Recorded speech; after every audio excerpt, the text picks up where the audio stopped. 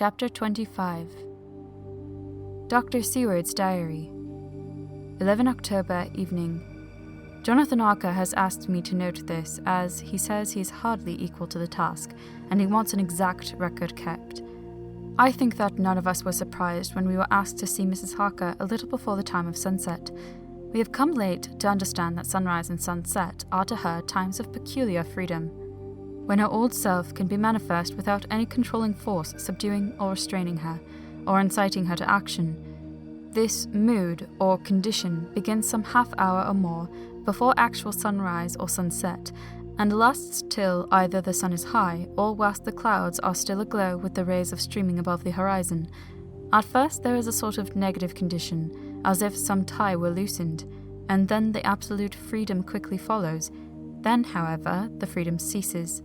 The change back or relapse comes quickly, preceded by only a spell of warning silence. Tonight, when we met, she was somewhat constrained, and bore all the signs of an internal struggle. I put it down myself to her making a violent effort at the earliest instant she could do so. A very few minutes, however, gave her complete control of herself. Then, motioning to her husband to sit beside her on the sofa, where she was half reclining, she made the rest of us bring chairs up close. Taking her husband's hand in hers, began, "We are all here together in freedom, for perhaps the last time. I know, dear, I know that you will always be with me till the end." This was to her husband, whose hand had, as we could see, tightened upon hers. "In the morning we go out upon our task, and God alone knows what may be in store for any of us. You are going to be so good to me as to take me with you. I know that all that brave, earnest men can do for a poor, weak woman, whose soul perhaps is lost. No, not yet, but is at any rate at stake. You will do. But you must remember that I am not as you are. There is a poison in my blood, in my soul, which may destroy me, which must destroy me unless some relief comes to us. Oh, my friends, you know as well as I do that my soul is at stake, and though I know that there is one way out for me, you must not, and I must not take it." She looked appealingly to us all in turn, beginning and ending with her husband. "What is that way?" asked Van Helsing in a hoarse voice. "That is that way which we may not take. That I may die now, either by my own hand or that of another, before the greater evil is entirely wrought. I know and you know that were I once dead, you could and would set free my immortal spirit, even as you did my poor Lucy's. Were death, or the fear of death, the only thing that stood in the way, I would not shrink to die here, now, amidst the friends who love me. But death is not all. I cannot believe that to die in such a case, when there is hope before us and a bitter task to be done, is God's will. Therefore I, on my part, give up here and the certainty of eternal rest, and go out into the dark where may be the blackest things that the world or the nether-world holds." We were all silent, for we knew instinctively that this was only a prelude. The faces of the others were set, and Harker's grew ashen grey. Perhaps he guessed better than any of us what was coming. She continued, "This is what I can give into the hotch pot." I could not but note the quaint legal phrase which she used in such a place, and with all seriousness. "What will each of you give? Your lives, I know," she went on quickly. "That is easy for brave men. Your lives are God's, and you can give them back to Him. But what will you give to me?" She looked again questioningly, but this time avoided her husband's face. Quincy seemed to understand. He nodded, and her face lit up. "Then I shall tell you plainly what I want, for there must be no doubtful manner in this connection between us now. You must promise me, one and all, even you, my beloved husband, that should the time come, you will kill me." "What is that time?" The voice was Quincy's, but it was low and strained. "When you shall be convinced that I am so changed that it is better that I die than I may live. When I am thus dead in the flesh, then you will, without a moment's delay, drive a stake through me and cut off my head, or do whatever else may be wanting to give me rest." Quincy was the first to rise after the pause. He knelt down before her and taking her hand in his said solemnly, "I'm only a rough fellow, who hasn't perhaps lived as a man should to win such a distinction, but I swear to you by all that I hold sacred and dear that, should the time ever come, I shall not flinch from the duty that you have set us, and I promise you, too, that I shall make all certain, for if I am only doubtful, I shall take it that the time has come." "My true friend," was all she could say amidst her fast-falling tears, as bending over, she kissed his hand. "I swear the same, my dear Madame Mina," said Van Helsing. "And I," said Lord Godalming, each of them in turn kneeling to her to take the oath. "I followed myself." Then her husband turned to her, worn-eyed, and with a greenish pallor which subdued the snowy whiteness of his hair, and asked, "And must I, too, make such a promise, O my wife?" "You too, my dearest," she said, with infinite yearning of pity in her voice and eyes. "You must not shrink. You are nearest and dearest all the world to me. Our souls are knit into one, for all life and all time. Think, dear, that there have been times when brave men have killed their wives and their womankind to keep them from falling into the hands of the enemy. Their hands did not falter any the more because those they loved implored them to slay them. It is men's duty towards those whom they love, in such times of sore trial, and oh, my dear, if it is to be that I must meet death at any hand, let it be at the hand of him that loves me best. Dr. Van Helsing, I have not forgotten your mercy in poor Lucy's case to him who loved." She stopped with a flying blush and changed her phrase. "To him who had best right to give her peace. If that time shall come again, I look to you to make it a happy memory of my husband's life, that it was his loving hand which set me free from the awful thrall upon me." "Again, I swear," came the professor's resonant voice.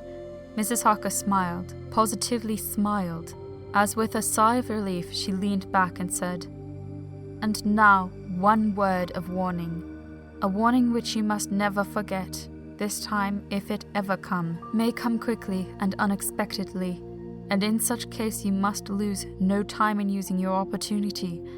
At such a time I myself may be, nay, if the time ever comes, shall be, leagued with your enemy against you. One more request." She became very solemn as she said this. "It is not vital and necessary like the other, but I want you to do one thing for me, if you will."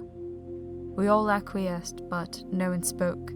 There was no need to speak. "I want you to read the burial service." She was interrupted by a deep groan from her husband. Taking his hand in hers, she held it over her heart and continued, "You must read it over me some day. Whatever may be the issue of all this fearful state of things, it will be a sweet thought to all or some of us. You, my dearest, will I hope read it, for then it will be in your voice, in my memory forever, come what may." "But oh, my dear one," he pleaded, "death is afar off from you." "Nay," she said, holding up a warning hand. "I am deeper in death at this moment than if the weight of an earthly grave lay heavy upon me." "Oh, my wife, must I read it?" he said before he began. "It would comfort me, my husband," was all she said, and he began to read when she had got the book ready. How could anyone, tell of that strange scene, its solemnity, its gloom, its sadness, its horror, and withal its sweetness? Even a skeptic, who can see nothing but a travesty of bitter truth in anything holy or emotional, would have been melted to the heart had he seen that little group of loving and devoted friends kneeling round that stricken and sorrowing lady, or heard the tender passion of her husband's voice, as in tones so broken with emotion that often he had to pause. He read that simple and beautiful service from the burial of the dead. I cannot go on, words and voice fail me. She was right in her instinct. Strange as it all was, bizarre as it may hereafter seem to us who have felt its potent influence at the time, it comforted us much. And the silence, which showed Mrs. Harker's coming relapse from her freedom of soul, did not seem so full of despair to any of us as we had dreaded. Jonathan Harker's Journal. 15 October, Varna. We left Charing Cross on the morning of the 12th, got to Paris at the same night, and took the places secured for us in the Orient Express.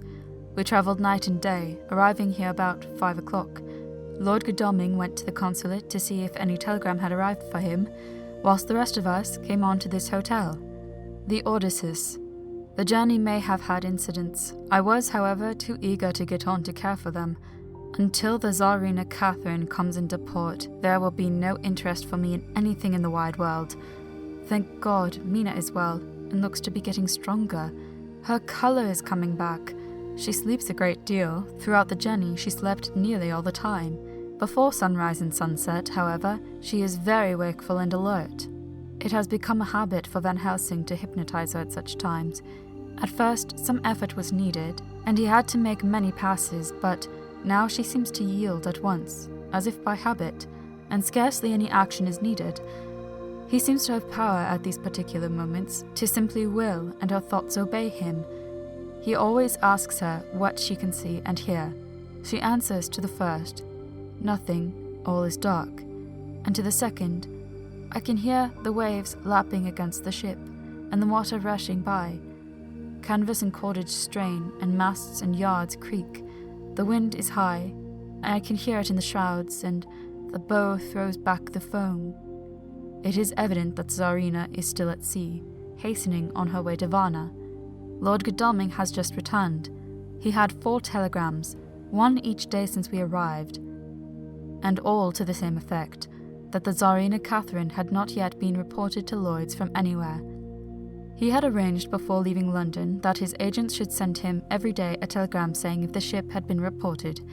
He was to have a message even if she were not reported, so that he might be sure that there was a watch being kept at the other end of the wire. We had dinner and went to bed early. Tomorrow we are to see the Vice-Consul, and to arrange, if we can, about getting on board the ship as soon as she arrives. Van Helsing says that our chance will be to get on the boat between sunrise and sunset. The Count, even if he takes the form of a bat, cannot cross the running water of his own volition, and so cannot leave the ship. As he dare not change to man's form without suspicion, which he evidently wishes to avoid, he must remain in the box.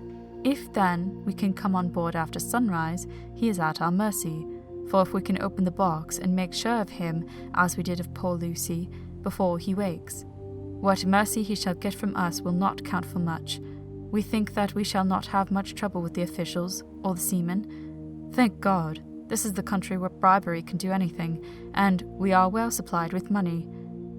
We have only to make sure that the ship cannot come into port between sunset and sunrise without our being warned, and we shall be safe. Judge Moneybag will settle this case, I think. 16 October. Mina's report, still the same. Lapping waves and rushing water, darkness and favouring winds. We are evidently in good time, and when we hear of the Tsarina Catherine, we shall be ready. As she must pass the Dardanelles, we are sure to have some report. 17 October. Everything is pretty well fixed now, I think, to welcome the Count on his return from his tour. Godalming told the shippers that he fancied that the box sent abroad might contain something stolen from a friend of his, and got a half consent that he might open it at his own risk. The owner gave him a paper telling the captain to give him every facility in doing whatever he chose to board on the ship, and also a similar authorization to his agent at Varna. We have seen the agent, who was much impressed with Godalming's kindly manner to him, and we are all satisfied that whatever he can do to aid our wishes will be done. We have already arranged what to do in case we get the box open. If the Count is there, Van Helsing and Seward will cut off his head at once and drive a stake through his heart. Morris and Godalming and I shall prevent interference, even if we have to use the arms which we shall have ready. The professor says that if we can so treat the Count's body, it will soon fall into dust. In such case, there would be no evidence against us, in case any suspicion of murder were aroused. But even if it were not, it should stand or fall by our act, and perhaps some day this very script may be evidence to come between some of us and a rope. For myself, I should take the chance only too thankfully if it were to come. We mean to leave no stone unturned to carry out our intent. We have arranged with certain officials that the instant that Tsarina Catherine is seen, we are to be informed by a special messenger. 24 October. A whole week of waiting. Daily telegrams to Godalming, but only the same story. Not yet reported. Mina's morning and evening hypnotic answer is unvaried. Lapping waves, rushing water, and creaking masts. Telegram, October 24th.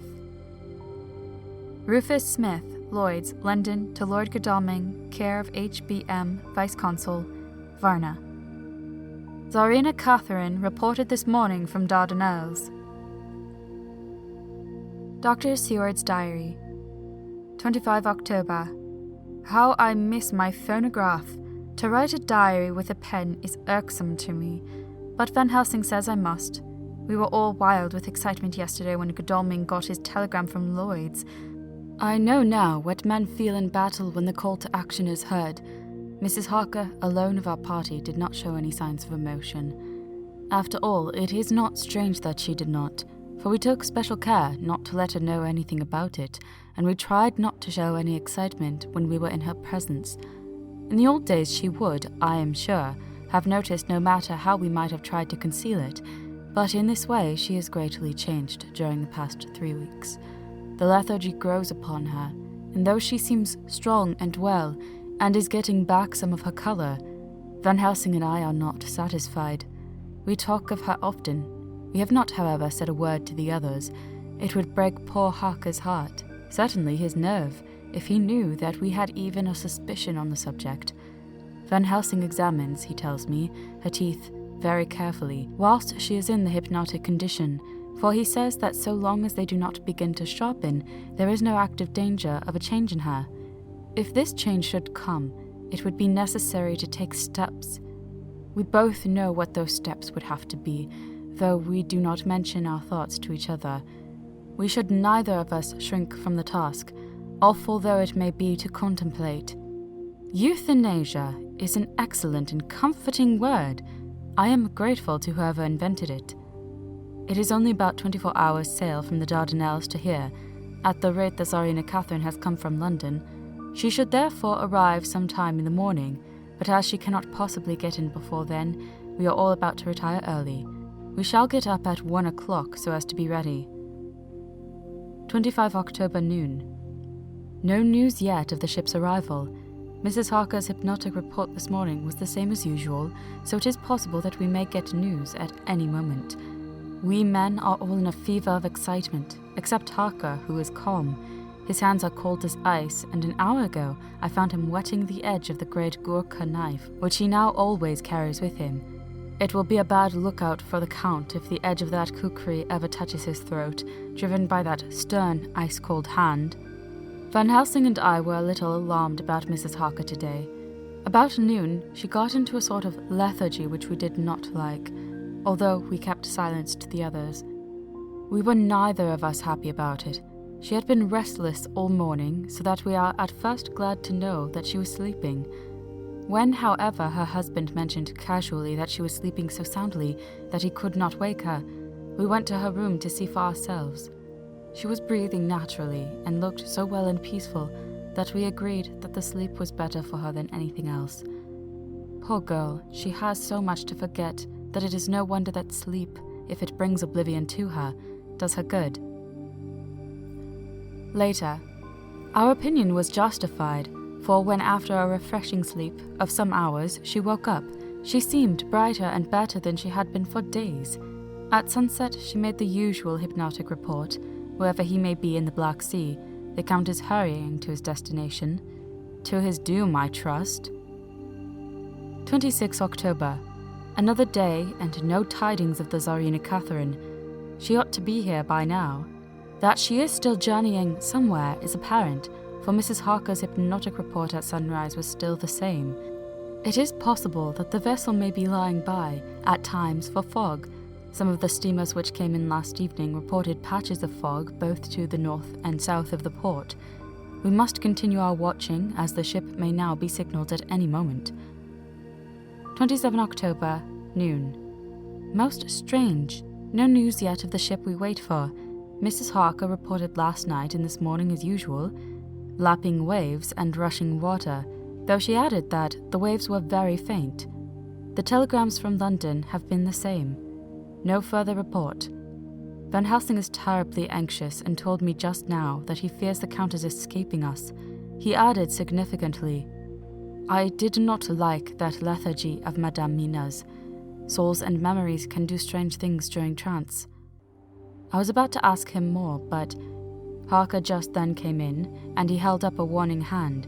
We must try tonight at sunset to make her speak more fully when in her hypnotic state. 28 October. Telegram. Rufus Smith, London, to Lord Godalming, Care HBM, Vice-Consul, Varna. Tsarina Catherine reported entering Galatz at 1 o'clock today. Dr. Seward's diary. 28 October. When the telegram came announcing the arrival in Galatz, I do not think it was such a shock to any of us as might have been expected. True, we did not know whence or how or when the bolt would come, but I think we all expected that something strange would happen. The delay of arrival at Varna made us individually satisfied that things would not be just as we had expected. We only waited to learn where the change would occur. Nonetheless, however, was it a surprise. I suppose that nature works on such hopeful basis that we believe against ourselves that things will be as they ought to be, not as we should know they will be. Transcendentalism is a beacon to the angels, even if it be will-o'-the-wisp to man.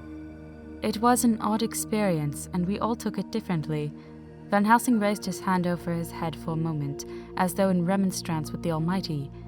But he said not a word, and in a few seconds stood up with his face sternly set. Lord Godalming grew very pale and sat breathing heavily. I was myself half stunned and looked in wonder at one after another. Quincy Morris tightened his belt with that quick movement which I knew so well. In our old wandering days, it meant action.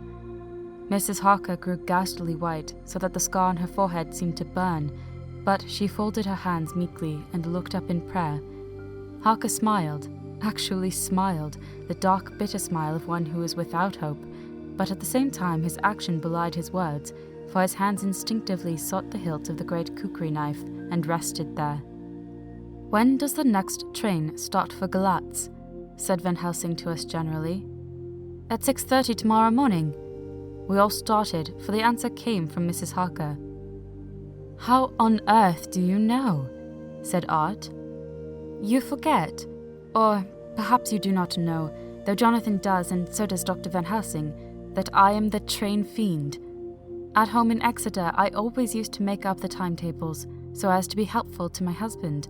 I found it so useful sometimes that I always make a study of the timetables now. I knew that if anything were to take us to Castle Dracula, we should go by Galatz, or at any rate through Bucharest, so I learned the times very carefully. Unhappily there are not many to learn, as the only train tomorrow leaves as I say." "Wonderful woman," murmured the professor. "Can't we get a special?" asked Lord Godalming.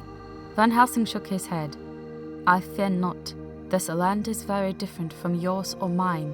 Even if we did have a special, it would probably not arrive as soon as our regular train. Moreover, we have something to prepare. We must think. Now let us organize. You, friend Arthur, go to the train and get the tickets and arrange that all be ready for us to go in the morning. Do you, friend Jonathan, go to the agent of the ship and get from him letters to the agent in Galatz, with authority to make search the ship just as it was here. Morris Quincy, you see the vice-consul and get his aid with his fellow in Galatz and all he can do to make our way smooth, so that no times be lost when over the Danube. John will stay with Madame Mina and me, and we shall consult. For so, if time be long, you may be delayed. and it will not matter when the sun set, since I am here with Madame to make a report." "And I," said Mrs. Harker brightly, and more like herself than she had been for many a long day, "shall try to be of use in all ways, and shall think and write for you as I used to do. Something is shifting from me in some strange way, and I feel freer than I have been of late." The three younger men looked happier at the moment as they seemed to realize the significance of her words, but Van Helsing and I, turning to each other, met a grave and troubled glance. We said nothing at the time, however. When the three men had gone out to their tasks, Van Helsing asked Mrs. Harker to look up the copy of the diaries and find him the part of Harker's journal at the castle. She went away to get it. When the door was shut upon her, he said to me, "We mean the same. Speak out." "There is some change. It is a hope that makes me sick, for it may deceive us." "Quite so. Do you know why I asked her to get the manuscript?" "No," said I, "unless it was to get an opportunity of seeing me alone." "You are in part right, friend John, but only in part. I want to tell you something, and oh, my friend, I am taking a terrible risk, but I believe it is right. In the moment when Madame Mina said those words that arrest both our understanding, an inspiration came to me. In the trance of 3 days ago, the Count sent her his spirit to read her mind, or more like he took her to see him in his earth box in the ship with water rushing, just as it go free at rise and set of sun. He learned that then we are here, for she have more to tell in her open life, with eyes to see and ears to hear, than he, shut, as he is, in his coffin box. Now he make his most effort to escape us. At present, he want her not. He is sure, with his so great knowledge, that she will come at his call, but he cut her off. Take her, as he can do, out of his own power, that so she come not to him. Ah! There I have hope that our man-brains, that have been of man so long, and that have not lost the grace of God, will come higher than his child-brain, that lie in his tomb for centuries, that grow not yet to our stature, and that do only work selfish, and therefore small. Here comes Madame Mina, not a word to her of her trance. She know it not, and it would overwhelm her and make despair just when we want all her hope, all her courage. When most we want her great brain, which is trained like man's brain, but is of sweet woman, and have a special power which the Count give her, and which he may not take away altogether, though he think not so. Hush, let me speak, and you shall learn, O John, my friend. We are in awful straits. I fear as I never feared before. We can only trust the good God. Silence, here she comes. I thought that the professor was going to break down and have hysterics, just as he had when Lucy died, but with great effort he controlled himself and was at perfect nervous poise when Mrs. Harker tripped into the room, bright and happy-looking and, in the doing of work, seeming forgetful of her misery. As she came in, she handed a number of the sheets of typewriting to Van Helsing. He looked over them gravely, his face brightening up as he read. Then, holding the pages between his finger and thumb, he said, "Friend John, to you with so much of experience already, and you too, dear Madame Mina, that are young, here is a lesson. Do not fear ever to think. A half-thought has been buzzing often in my brain, but I fear to let him loose his wings. Here now, with more knowledge, I go back to where that half-thought come from, and I find that he be no half-thought at all, that be a whole thought, though so young that he is not yet strong to use his little wings, nay, like the ugly duck of my friend Hans Andersen, he be no duck-thought at all, but a big swan-thought, that sail nobly on big wings, when the time come for him to try them. See, I read here what Jonathan have written. That other of his race who, in a later age, again and again brought his forces over the great river into Turkey land, who, when he was beaten back, came again and again, though he had to come alone from the bloody field where his troops were being slaughtered, since he knew that he alone could ultimately triumph. What does this tell us? Not much? No! The Count's child thought, see nothing, therefore he speaks so free. Your man thought, see nothing, my man thought, see nothing, till just now. No, but there comes another word from someone who speak without thought, because she too know not what it might mean, just as there are elements which rest, yet when in nature's course they move on their way and they touch, then poof, and there comes a flash of light, heaven wide, that blind and kill and destroy some, but that show up all earth below for leagues and leagues. Is it not so? Well, I shall explain. To begin, have you ever studied the philosophy of crime? Yes and no. You, John, yes, for it is a study of insanity. You, no, Madame Mina, for crime touch you not but once. Still your mind works true, and argues not a particulari ad universal. There is this peculiarity in criminals.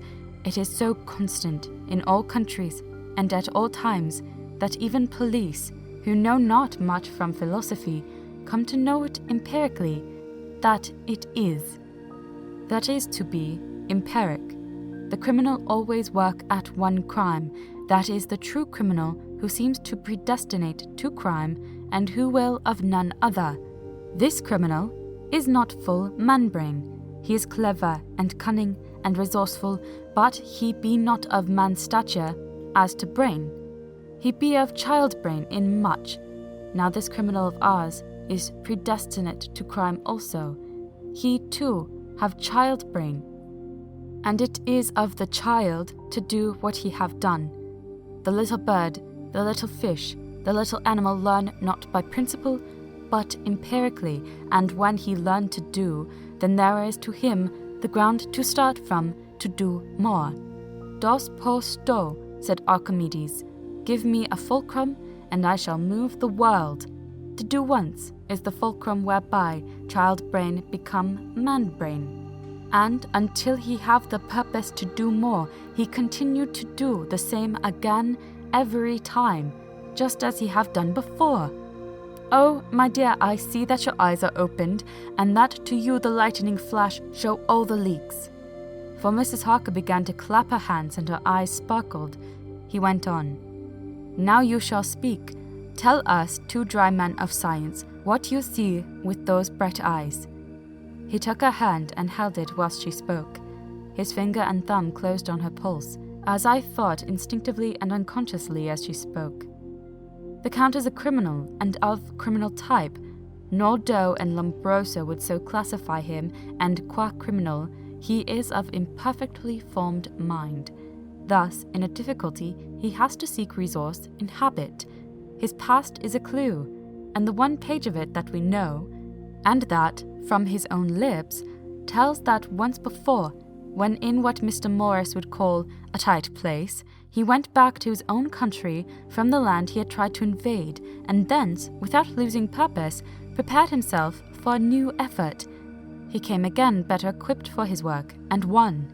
So he came to London to invade a new land.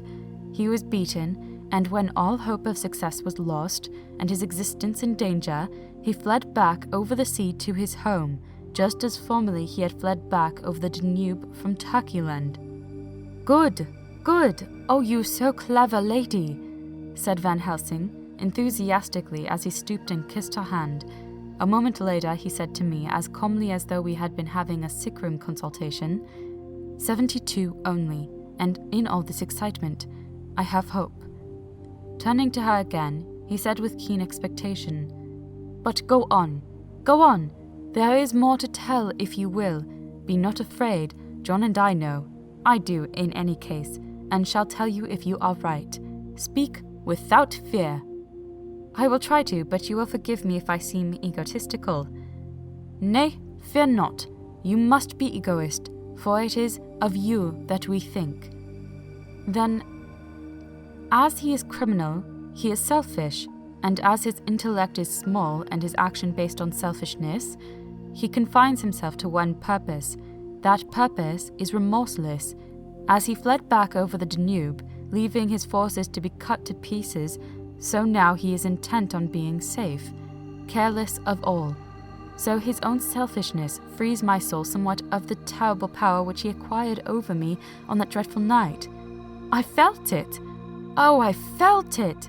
Thank God for his great mercy. My soul is freer than it has been since that awful hour, and all that haunts me is a fear lest in some trance or dream he may have used my knowledge for his ends. The professor stood up. He has so used your mind, and by it he has left us here in Varna, whilst the ship that carried him rushed through enveloping fog up to Galatz, where, doubtless, he had made preparation for escaping from us. But his child mind only saw so far, and it may be that, as ever is in God's providence, the very thing that the evildoer most reckoned on for his selfish good turns out to be his chiefest harm. The hunter is taken in his own snare, as the great psalmist says. For now that he think he is free from every trance of us all, and that he has escaped us with so many hours to him, then his selfish child brain will whisper him to sleep. He think too that as he cut himself off from knowing your mind, there can be no knowledge of him to you. There is where he fail. That terrible baptism of blood which he give you makes you free to go to him in spirit as you have yet done in your times of freedom, when the sun rise and set. At such times you go by my volition and not by his, and his power to good of you and others as you have won from your suffering at his hands. This is now all the more precious that he know it not, and to God himself have even cut himself off from his knowledge of our where. We, however, are not selfish, and we believe that God is with us through all this blackness and these many dark hours. We shall follow him, and we shall not flinch, even if we peril ourselves that we become like him. Friend John, this has been a great honor, and it have done much to advance us on our way. You must be scribe and write him all down, so that, when the others return from their work, you can give it to them, then they shall know as we do. And so I have written it whilst we wait the return, and Mrs. Harker has written with her typewriter all since she brought the manuscript to us. End of chapter 25. Recording by Corinne LePage.